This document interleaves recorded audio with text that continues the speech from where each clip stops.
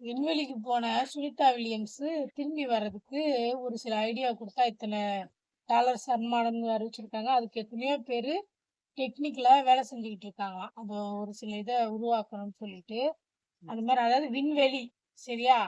அந்த மாரி உலகம் போயிது. இந்த காலத்துல இன்னமும் இந்த ஆழ்துளை கிணறுல குழந்தைங்க இறந்து போறதும், கழிவுநீர் தொட்டியில குழந்தைகள் இறந்து போதும். ஆனா இப்போ நெறைய கழிவுநீர் தொட்டிகள்ல என்ன பண்றாங்கன்னா, நெறைய இப்போலாம் அதிகமா ஸ்கூல்ல தான் பிள்ளைங்க இது ஏன் ஸ்கூல்ல அவ்ளோ என்ன சொல்றீங்க நீங்க மெயின்டனன்ஸ் சார்ஜ்ன்னு வாங்குறீங்க. ஃபீஸு எல்லாம் வாங்குறீங்க. எந்த கவர்மெண்ட் ஸ்கூல்லயும் நடக்கலங்க. ஆனா பிரைவேட் ஸ்கூல்ல தான் இந்த கழிவுநீர் தொட்டியில குழந்தைங்க விழுற சம்பவம் அதிகமா நடக்குது.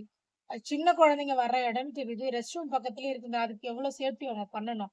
நேத்து ஒரு குழந்தை விக்கிரவாண்டியில விழுந்துருச்சுன்னு சொல்றாங்க. ஆனா ஒருத்தர் நியாயமா ஒரு கேள்வி கேட்டாரு. குழந்தை ஒரு வேளை கழிவுநீர் தொட்டியில விழுந்திருந்தா, அதோட துணியெல்லாம் நனைஞ்சிருக்கும்ல. அத பாருங்க அந்த குழந்தையோட இன்னர் நனையவே இல்ல.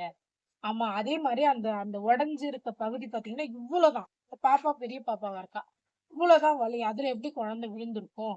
ஆமா. அப்ப ஏதோ ஒண்ணு நடந்திருக்கு. ஏதோ ஒண்ணு ஒண்ணு குழந்தை பிள்ளைங்களுக்கு பிள்ளைய அடிச்சுக்கிச்சுங்களா? இல்ல குழந்தை கீழ விழுந்துட்டாளா?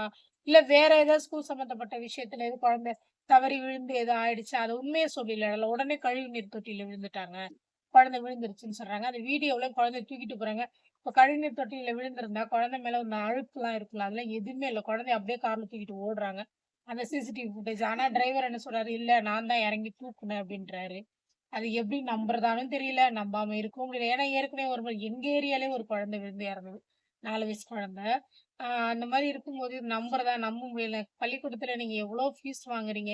சொன்ன தேதியில ஃபீஸ் கட்டலன்னா பிள்ளைங்கள வெளிய நிக்க வைக்கிறீங்க. ஃபோன் பண்றீங்க. எங்க இருக்கீங்க சார்? ஆமா ஹால் டிக்கெட் குடுக்க மாட்டேன் சார். இத பண்ண மாட்டேன். அவ்ளோ பண்றீங்களே!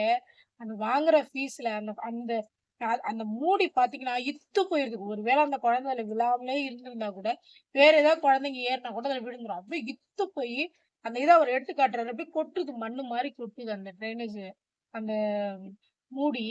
ஆ கடைசில ஃபீஸ வாங்கி நீங்க ஸ்கூல மெயின்டெயின் பண்ற பேர்ல, பில்டிங்க தான் உயரம் பண்ணிட்டு இருக்கீங்களே தவிர, சின்ன சின்ன இது இந்த கழிவுநீர் இது, பாத்ரூம்ல அந்த இதெல்லாம் எதுவுமே நீங்க பண்றதில்ல. இதான் உண்ம.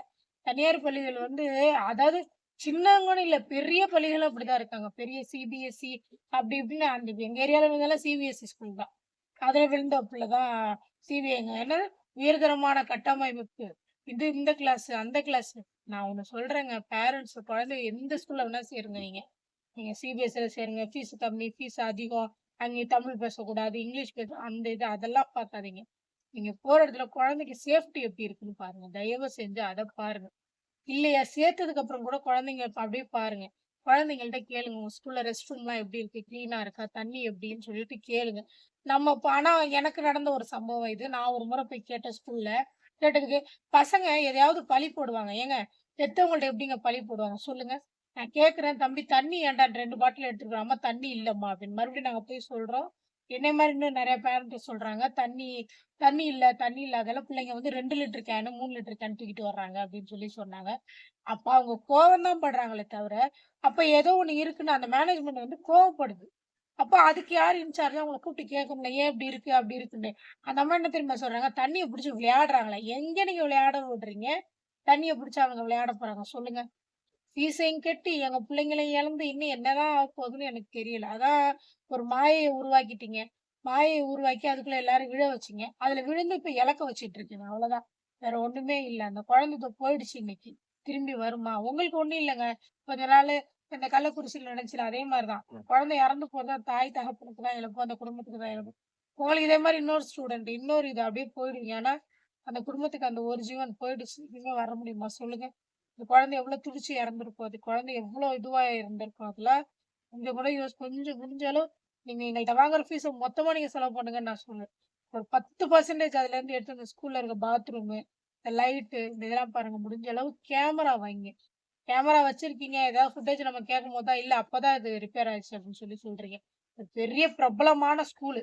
இப்போ ஒரு பையன் செஸ்ஸுல கூட இது வந்தாங்க. அந்த அந்த ஸ்கூல்ல தான் படிச்சு தான் வந்து அ இப்ப இந்த பையன் இவ்வளோ இதாயிடுச்சுன்னு சொல்லிட்டு பேனர்லாம் அடிச்சாங்க. அந்த ஸ்கூல்ல இதே மாரி ஒரு இன்சிடென்ட் நடந்துச்சு எனக்கு தெரிஞ்சு. கடைசியில ஃபுட்டேஜ் என்னன்னு கேட்டா, கேமரால வேலை செய்யல அப்டின்ட்டாங்க. அத அவங்கள காப்பாத்திக்க சொன்னாங்களா?